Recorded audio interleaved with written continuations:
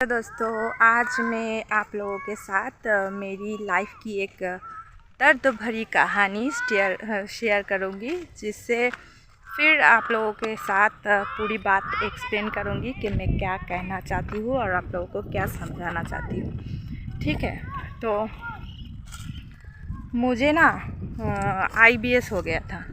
ठीक है, आज IBS हो गया था तो मैं लंबे समय से बीमार थी।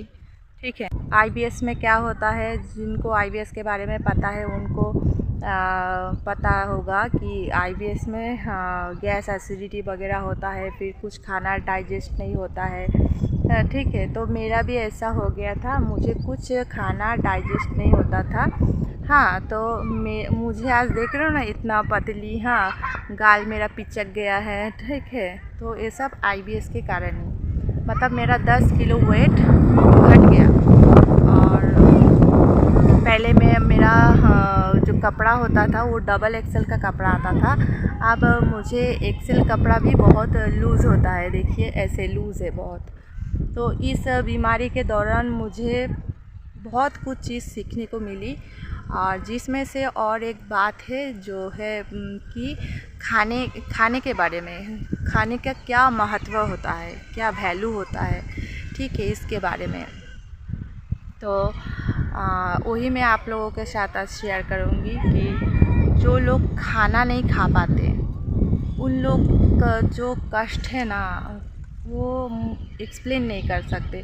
उस दौरान मैं कुछ खाना नहीं खा पाती थी, फिर मेरा खाना कुछ डाइजेस्ट भी नहीं होता था, फिर दाल चावल भी मुझे हजम नहीं होता था। ठीक है, तो क्या होता, सब कोई बहुत अच्छा खाना खा रहे थे, तो उनके सामने बैठ के मुझे देखना पड़ता था।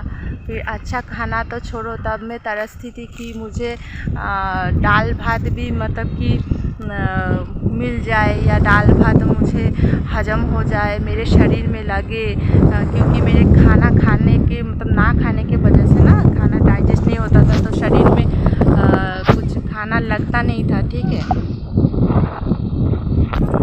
तो शरीर में कुछ खाना लगता नहीं था, तो फिर मेरा शरीर इम्यूनिटी पावर मतलब कि बहुत कम हो गया था, शरीर में खून भी कम हो गया था। फिर आज जो देख रहे हो, गल चिपक गया, बीमार, फिर कैसे दिखने पे लगी हूँ, मतलब कि सब कुछ मेरा ख़राब हो गया था।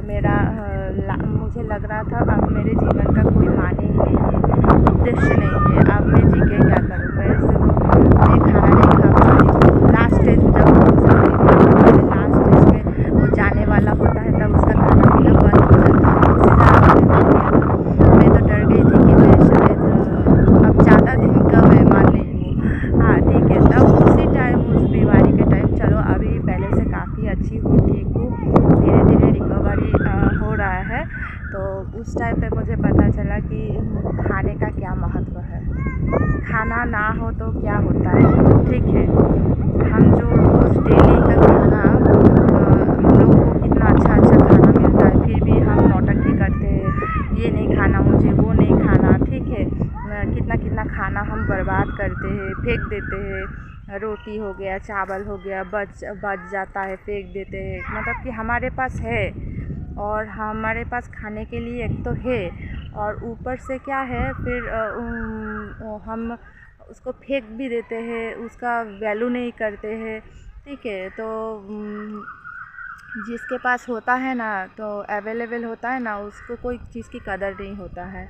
और जिसके पास, जिन लोग आज खाना नहीं खा पा रहे हैं, मतलब बीमारी के कारण हो या पैसे के कारण में हो, वो लोग कितना ज़्यादा परेशानी में है। जिसके साथ नहीं हुआ है वो कभी समझ नहीं सकता। इसीलिए मेरे अनुभव से बता रही हूँ, प्लीज़ खाने का महत्व समझिए।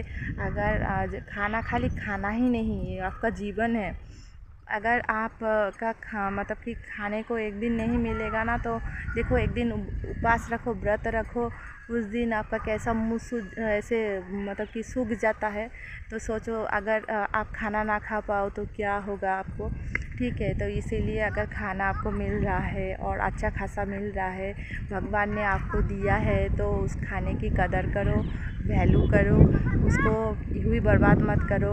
अगर बच जाता है खाना, एकदम मतलब कि हिसाब से नहीं होता है, कभी कभी बच भी जाता है, तो वो बचा हुआ खाना किसी पशु पक्षी को दान कर दो, ठीक है। उसको यूँ ही बर्बाद मत किया करो।